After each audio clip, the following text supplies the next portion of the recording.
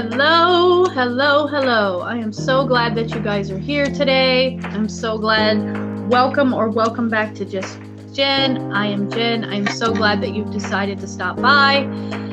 This video is going to be a little different. I'm going to answer some questions that I've received about how I got started in my blog and how I got started working at home, and some tips about parenting with kids at the grocery store, things like that. So the questions that I received were about how did I get started working at home? How do you know if the company is legit or if it's a scam? The steps to working at home or starting a business. Some of you know that I did start a business a couple years ago called A Queen for a Day, and we do salon type things in your home. So basically, when I started the company, I came up with the idea because I was at home, I was pregnant, I was folding laundry, and they were giving away days at the spa. And I was like, I can't even do this if somebody was to buy this for me because I don't have a child care. I don't have a babysitter. So I started thinking about like a salon that had child care. And then I thought, well, that wouldn't work because it's huge. So does your idea serve a purpose or fit a need? Does it, serve a purpose? And the purpose was to be able for moms to be a queen for a day, and that's what it's called, a queen for a day. And we come to your house. You get the spa experience in your home. We do makeovers. We bring child helpers so that your child can be entertained while you're getting a day of pampering and relaxing. And then we take pictures, edit the pictures. You can either have them on digital, or a couple days you get the prints. So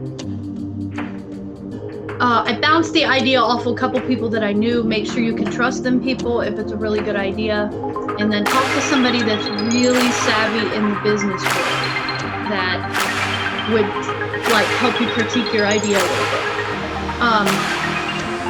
Then, if you have an idea for something, there's ways to get patents on the name or patents on the idea themselves. There is something called, and I'm not kidding, this is the name, it's called a four-man patent. You write your idea down, you date it, you take a picture of something that has the date on it, and then you mail yourself back that idea, that information, and the postmark on the envelope has the date on it.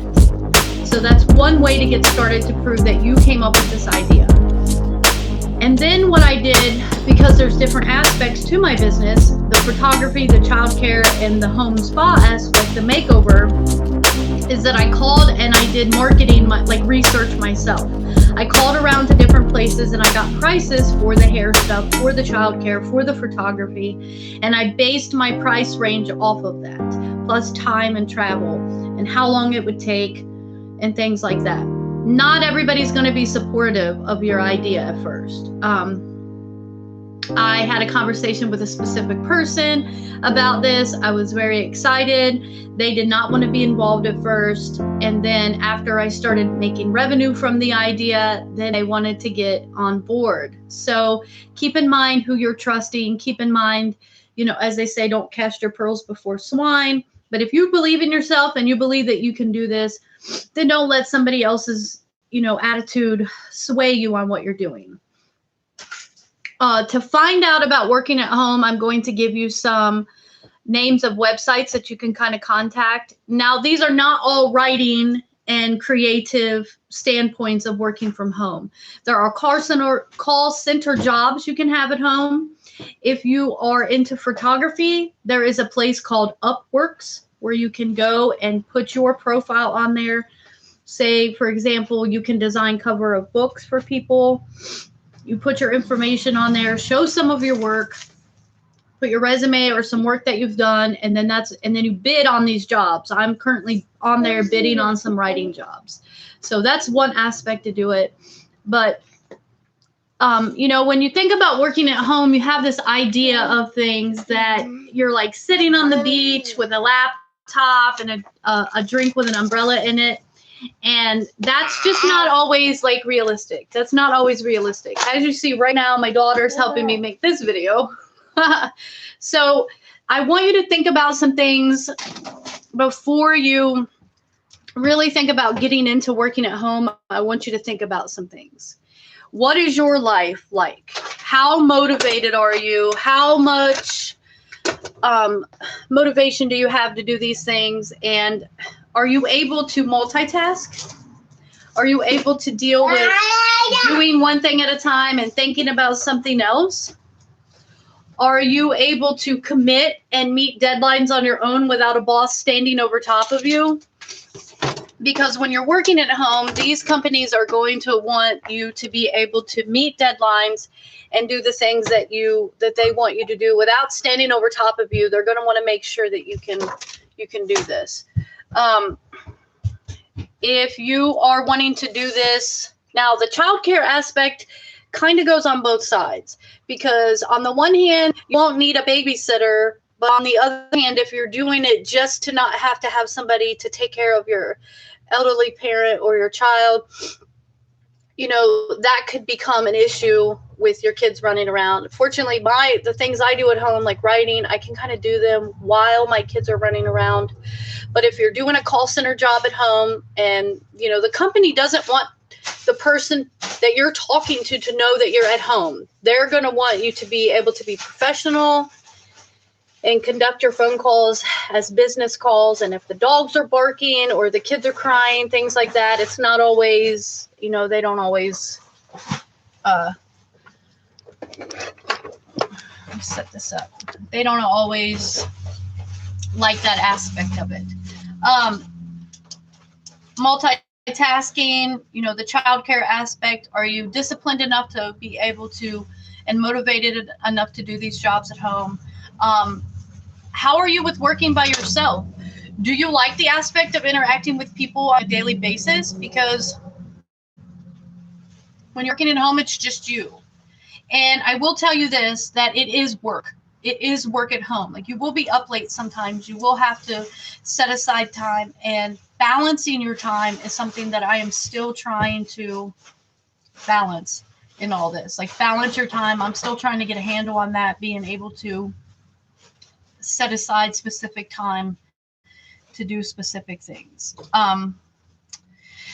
The way to tell if a business is real or if it's a scam, one, when the thing comes up and it says there are only, you know, high pressure tactics, such as there's only 3 positions left, hurry up and contact us. That's not how a legitimate company is going to put an ad out for a job. 2, if you are being contacted by an employer and you never contacted them, that's not real. If there's a link that you click on that website and it takes you somewhere clear off in left field, that's not legitimate. Sometimes scammers will harvest people's resume off of career builders. So make sure that the company, when you're applying for this, make sure that it says that it will not share your information with anybody else. When the website that you're checking out, when it has, you know, beach fronts or expensive cars or bling and all this, you know, Benjamin's bling and beaches, that's probably not a legitimate company. They, you know, they're trying to attract you into this company. Be very careful of programs, systems, kits, memberships. Most companies, you don't have to sign up for a hiring kit to get started. You're going to want to pay attention to those things. Look up the company, check out the website. You should be able to look up, even restaurants have legitimate websites. So if you're wanting to know if this is a legitimate company to work for, look up the websites and see what the email is. Contact them, you know, get to know the company, things like that. Because if you're investing your time, you don't want to waste your time. Does the pay outscale the job? Are they promising you're going to make $50,000 in a month and all you have to do is work 2 hours a week, so on and so on? That's not realistic. That's just, you know, if it sounds too good to be true, it probably is. So think about all that, because I don't want you wasting your time. I didn't even know if it was possible to start working at home. I happened to get recommended and referred to somebody, and now I want you to have the same opportunities to be able to do this. Some of the companies, there are places, it's called Upwork, which is a good one. You, like I said, you build jobs. SavvySideHustles.com, Savvy with 2 V's. They will give you places and companies that work from home, even like the Home Shopping Network. You can handle incoming calls. There's outbound calls. There's lead generated calls that you can do. There's something called GetThroughFreshTeam.com. It's political based for the 2020 election. I do not know the party affiliated with this, Republican, Democrat, Independent. I don't know any of that. I just know that it's based on election work, campaigning, and stuff like that, if that's your cup of tea. There's Education First, which is VIPteachers.com. You can kind of help kids learn how to speak English, things like that. There is Kelly Connect at Home. Now, Kelly Connect does on-site jobs as well as working at home jobs. The Next Level Solution, that's a good place. If you go to ratracerebellion.com, they have a complete list of jobs that you can do through home. If you are creative, if you do things, you write, you take pictures, you want to do those things, you get on those type of websites and you put your name out there, put your work out there, let them know what you want to do. Also, a good thing to do is, if you're not on the creative side of it, say you're good at numbers or spelling and things like that, then people are looking for someone to edit their book, and you get paid by the word. Usually, like for magazines, they'll pay you by word, 10 cents a word, 5 cents a word, whatever it is, depending on how long you've been writing, what your portfolio looks like, things like that. If you want to design covers for books, if you want to help people proofread their work, if you want to, write books, whatever, it's out there. You just have to look for it. But I wanted to give you some suggestions on how to look at, why are you really wanting to work at home? If you're able to do it, if it's legit, if it's a scam, kind of like, it's aggravating when you try to apply for a job online and then you start getting all these phone calls about going back to school.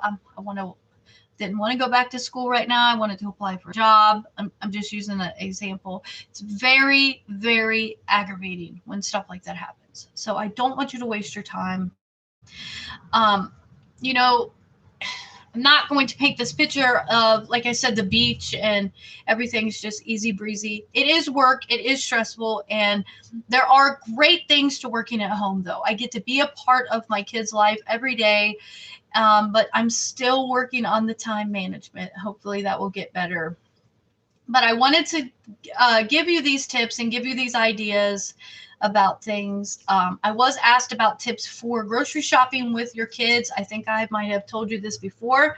Cut out the pictures of the food from the ads and glue them to a piece of paper.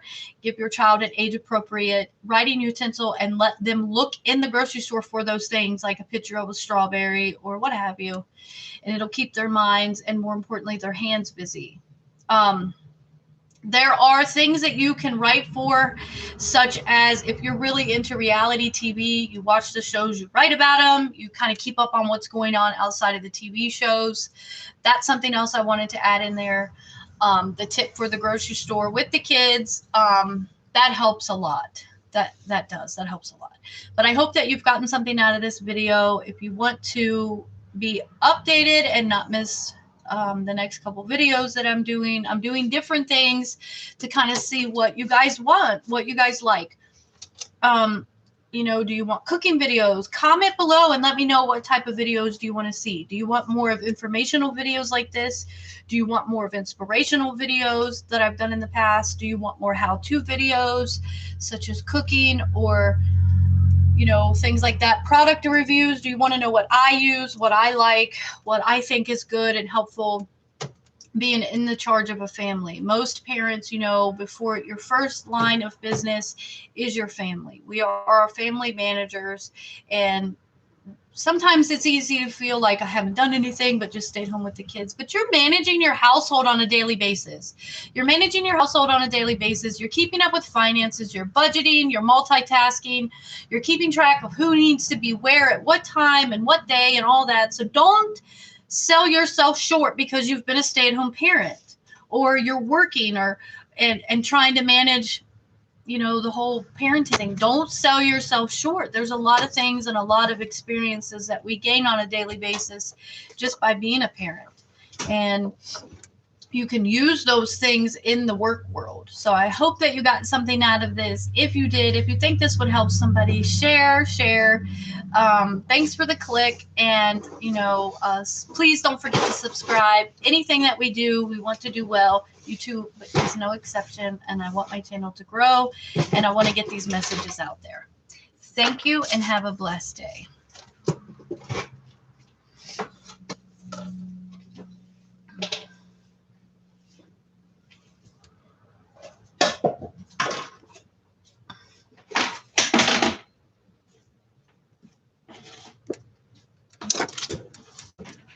I couldn't get it to stop.